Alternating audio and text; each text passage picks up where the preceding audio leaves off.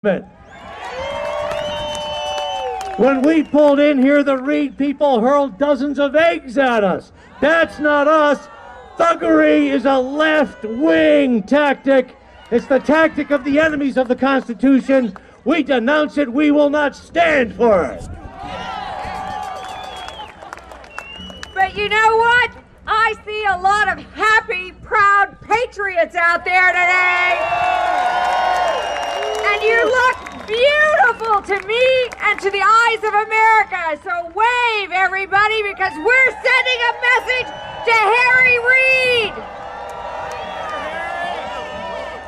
I want to right now take the opportunity to introduce the wife of Todd, the mother of Track, Bristol, and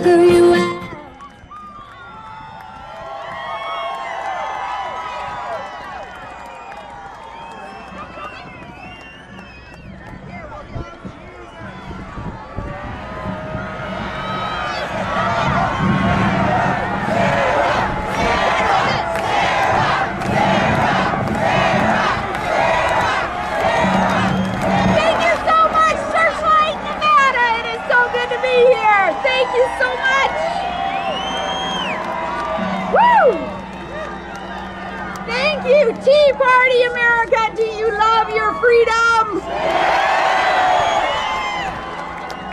Okay, if you love your freedom, then you think of that. And that's what we're going to do right now. All of you who have served in the past or serving presently in the United States military, raise your hand. We're going to salute you and we thank you. God bless the United States military. Well, it is so nice. Here, and wherever Todd is, there he is. Todd, you can come on. I was going to ask Todd if I could borrow his sunglasses. I'd have to take these off though, and it would make it really tough for me to see the teleprompter. And then I realized, no teleprompter, time to kick it old school. Good thing I remember how to use the poor man's version of the teleprompter. It is so good to be here for the showdown in Searchlight. So proud to be with all of you who are so proud to be Americans. God bless you. Hey, there's no better place to kick off the Tea Party Express than Harry Reid's hometown. Can you put it in here? Harry Reid's hometown. We're glad that we are here. So, let's get going. You know, in the coming days and months, Harry's going to come home and he's going to explain what he's been up to in Washington. And Harry's going to hold campaign rallies and town halls, and he's going to try to explain away the big government takeover of health care and student loans, and try to explain the bailouts for banks and insurance companies and automakers. And he's going to try to sell you on the leftist plans for a national energy tax and for more spending and more bloat of our budgets and more steps towards insolvency. So, Searchlight, I hope that when he does come back home, I hope that he'll open up the floor to questions so that you can start asking him and shedding a little bit of light on Harry Reid. Ask him a thing or two about, like, when does early voting begin and who else is running for his seat? Because it's out here in our cities and in our small towns of this great nation where we know we've got some big problems to solve.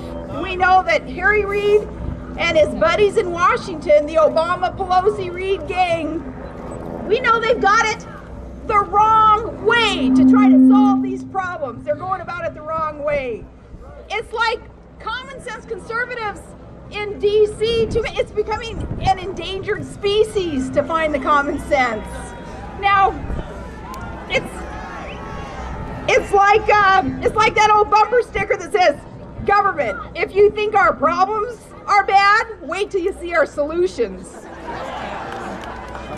Or that bumper sticker that maybe you'll see on the next Subaru driving by, an Obama bumper sticker. You should stop the driver and say, "So how is that hopey changey thing working out for you?" And no, I shouldn't be disrespectful. I don't have anything against Subarus. Now, the Obamacare vote last weekend, it certainly proved that they're on the wrong track. It's easy to understand why so many of us, so many Americans were shaking our heads and saying, what is going on in our country? What's going on in DC? Washing up for freedom as inciting violence. Violence isn't the answer. It's a bunch of bunk what the media is trying to feed you. Don't let them divert attention from the debate. Media, you guys ginning up an issue like that, making it sound like it's a crowd like this of patriotic Americans who are inciting violence. It's not true. It's a bunch of bunk, and we ask for some fair and some balanced reporting coming from you, please.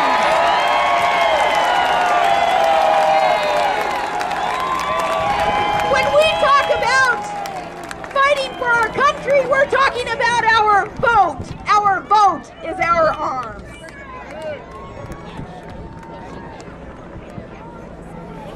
By the way, it's within our own borders in the homeland where we should feel so safe and not condone any kind of violence. It's within the homeland that we should feel safe, and that makes me want to say, in these volatile times when we are a nation at war now more than ever, is when we need a commander-in-chief, not a constitutional law professor lecturing us from a lectern.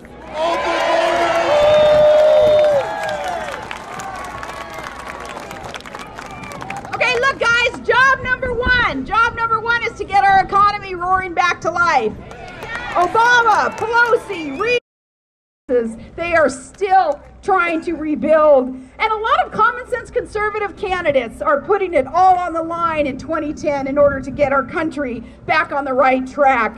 And believe it or not, there are even some hopeful signs in Washington where there are still some common sense conservative leaders who know that we cannot spend our way out of these problems. Leaders who are not afraid to make tough choices because they believe in what Ronald Reagan said, that there are no easy answers, but there are simple answers. We just need the courage to do what we know is morally right.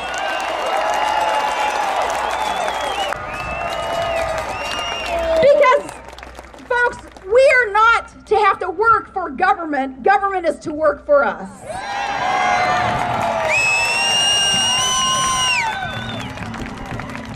We don't need a bunch of elites in Washington making decisions for us. We're smart enough to make decisions for ourselves, and that's why we believe in expanding freedom and opportunities and not the overreaching arm of government. But the left in Washington, they don't see it that way. What we have here is a difference of opinion, but that's okay, because that's nothing that a good old-fashioned election can't fix.